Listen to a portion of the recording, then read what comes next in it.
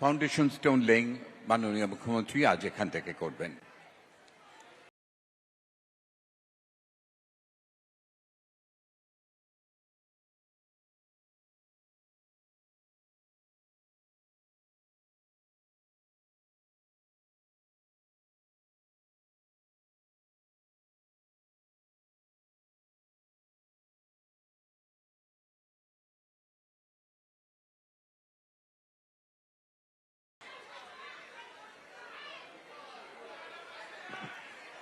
তৃতীয় যে প্রকল্পের উদ্বোধন, চেতলায় বাংলার বাড়ি প্রকল্পের আওতায় ৬৪টি ফ্ল্যাট যা নির্মাণ করেছে কেএমডিএ, তারও উদ্বোধন আজ এখানে করবেন মাননীয় মুখ্যমন্ত্রী।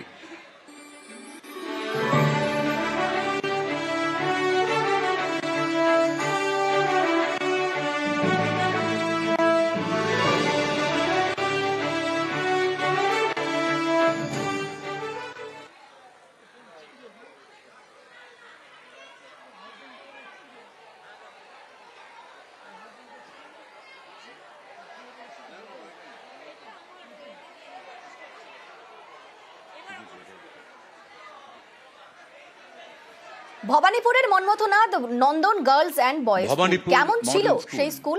এই অঞ্চলে তবে তার আগে সেই স্কুলের উদ্বোধন করছেন মুখ্যমন্ত্রী মমতা বন্দ্যোপাধ্যায়। নবকলেবরে আজ শুভ উদ্বোধন, সকলে শঙ্খধ্বনি দিয়ে এই শুভ মুহূর্তকে স্মরণে করে রাখছেন।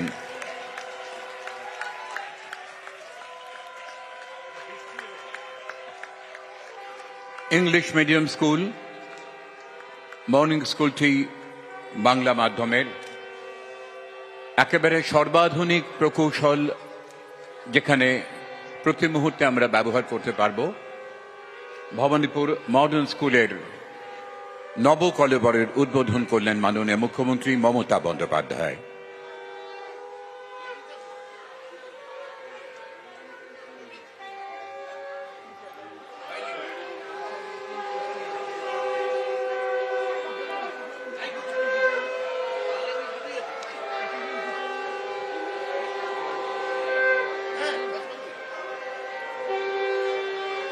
নয়া চেহারায় ভবানীপুরের স্কুল, সেই স্কুল উদ্বোধন করলেন মুখ্যমন্ত্রী মমতা বন্দ্যোপাধ্যায়।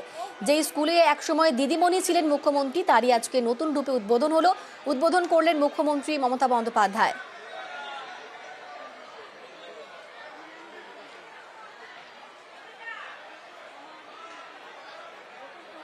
আমাদের সঙ্গে রয়েছেন প্রতিনিধি বিশ্বজিৎ। বিস্তারিত বলবে বিশ্বজিৎ। কার্যত প্রমোটারদের দখলে চলে যাচ্ছিল। মমতা বন্দ্যোপাধ্যায় যখন কলেজে পড়তেন সেই সময় এই স্কুলে তিনি পড়াতেন, তিনি শিক্ষিকা ছিলেন এবং সেই স্কুল ধীরে ধীরে জরাজীর্ণ হয়ে যায়। তারপর সেই স্কুলের ছাত্রছাত্রী কমে যায় এবং এই গোলাপ মোহিনী মাঠ বলে খ্যাত গোলাপ মোহিনী বিদ্যালয় পরবর্তীকালে মন্মথনাথ নন্দন বিদ্যালয়, এবং সেই মন্মথনাথ নন্দন বিদ্যালয় থেকে ধীরে ধীরে সেই স্কুলের ছাত্রছাত্রী যখন কমতে থাকে তখন পাশে ভবানীপুর গার্লস স্কুলে তাদেরকে শিফট করিয়ে দেওয়া হয় এবং এই স্কুল কার্যত স্কুল বাড়ি ভেঙে দেওয়া হয়। এবং যেহেতু এটি একটি প্রাইভেট জায়গায় ভাড়া নেওয়া ছিল, তাই সেই জায়গায় প্রমোটার সেখানে নতুন করে ভবন তৈরি। তুমি যেমনটা বলছিলে সেই স্কুলের ছবি ঠিক কেমন ছিল সেই স্কুল আমরা দেখাবো একটি প্রতিবেদনের মাধ্যমে।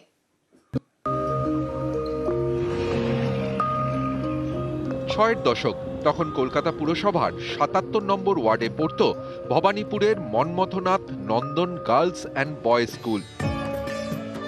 এই প্রাথমিক স্কুলের দিদিমণি ছিলেন মমতা বন্দ্যোপাধ্যায়। বেশ কয়েক বছর এই স্কুলে শিক্ষকতা করেছেন। এই স্কুলই এবার আত্মপ্রকাশ করছে নতুনভাবে। বাংলা মাধ্যম থেকে হচ্ছে ইংরেজি মাধ্যম, প্রাইমারি স্কুল হচ্ছে সেকেন্ডারি। আগামী সোমবার উদ্বোধনে মুখ্যমন্ত্রী। প্রায় ১৯টা ঘর আছে, ক্লাসরুম ১৩টা ক্লাসরুম চিহ্নিত করেছি, সেখানে শ্রেণীকক্ষ বা ক্লাসরুম হবে এবং এই ক্লাসরুম থাকবে, তার সঙ্গে কম্পিউটার লিটারেসি রুম থাকবে, একটা ওয়েল ইকুইপড খুব মডার্ন লাইব্রেরি থাকবে এবং উন্নত মানের ইংরেজি মাধ্যম স্কুল হবে। এটাই মুখ্যমন্ত্রী ডিজায়ার করেছেন এবং পড়াতেন, খুব মন দিয়ে পড়াতেন এবং ছাত্রীরা খুব যথেষ্ট মানে কি বলবো ভালোভাবে শুনতো এবং বলতো দিদি আমাদের খুব ভালোভাবে বুঝিয়ে দেন। এখন খুব ভালো লাগছে, এটা একটা জিনিস আরো বড় করে গড়ে উঠলো। ভাড়া বাড়িতে কোনো রকমে এই স্কুলটি চলছিল, ভগ্নপ্রায় দশা। ক্রমশ কমতে থাকে পড়ুয়ার সংখ্যা। বাড়ির মালিক স্কুল বাড়িটি প্রমোটারের হাতে তুলে দিয়েছিলেন। তখনই হস্তক্ষেপ করেন স্থানীয় তৃণমূল কাউন্সিলর, চিঠি লেখেন মুখ্যমন্ত্রীকে। দেখুন, আমি তো দেখিনি, কিন্তু আমি শুনেছি যে দিদি এখানে পড়াতেন। তো এই জিনিসটা যে নষ্ট হয়ে যাবে এটা আমরা চাইনি। 2022-এর জুন মাসে এই স্কুলের কাছেই একটি অনুষ্ঠানে যান মুখ্যমন্ত্রী। সেদিন তার মুখে শোনা যায় পুরনো দিনের কথা, দিদিমণি জীবনের কথা। যখন কলেজে পড়তাম তখন এখানে একটা ছোট্ট স্কুলে মাস্টারি করতে আসতাম, প্রায় বিনা পয়সায় বলতে পারেন। তখন মাত্র 60 টাকা পেতাম এবং তাই দিয়ে আমি আবার মার হাতে সেই টাকাটা তখন তুলে দিতাম, কারণ তখন বাবা মারা গিয়েছিলেন। মুখ্যমন্ত্রীর এই স্কুলের ভোল বদলাতে শুরু হয় প্রশাসনিক পদক্ষেপ। স্কুলের কমিটি হাতে নেয় রাজ্য, তারপর নতুনভাবে গড়তে তৎপরতা। আগামী সোমবার নতুন রূপে আত্মপ্রকাশ করছে এই স্কুল। দিদি ভীষণ ভালো ছিল, ভাবি দিদি আমাদের সঙ্গে নাচ গান সব করতো, আমাদের সঙ্গে দিদি মতন খেলা করতো। হ্যাঁ সত্যি বলছি, বিশ্বাস করুন, দিদি খেলা করতো আমাদের সঙ্গে, কাউকে কোনো কিছু সবাইকে করতো দিদি। কেউ যদি আরো জুনিয়র সেকশন কেউ কোনো বাচ্চা কাঁদলে তাকে কোলে নিয়ে বোলাতো, লজেন্স এনে দিত। মমতা বন্দ্যোপাধ্যায় যে স্কুলে শিক্ষকতা করেছেন সেই প্রাথমিক স্কুল আজ ইংরেজি মাধ্যম সরকারি স্কুল হচ্ছে, আর সেই সরকারি স্কুলের উদ্বোধন করবেন মুখ্যমন্ত্রী মমতা বন্দ্যোপাধ্যায়। ভবানীপুরে সেই স্কুল তৈরি মুখ্যমন্ত্রীর অপেক্ষায়, মমতা বন্দ্যোপাধ্যায়ের অপেক্ষায়।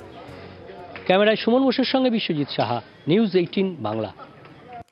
সেই অপেক্ষারই অবসান হলো, নতুন রূপে মমতা বন্দ্যোপাধ্যায়ের স্কুল, ভবানীপুরের Manmathanath Nandan girls and boys school. সেই স্কুল নতুন ভাবে আত্মপ্রকাশ করলো মুখ্যমন্ত্রী মমতা বন্দ্যোপাধ্যায়ের হাত ধরে।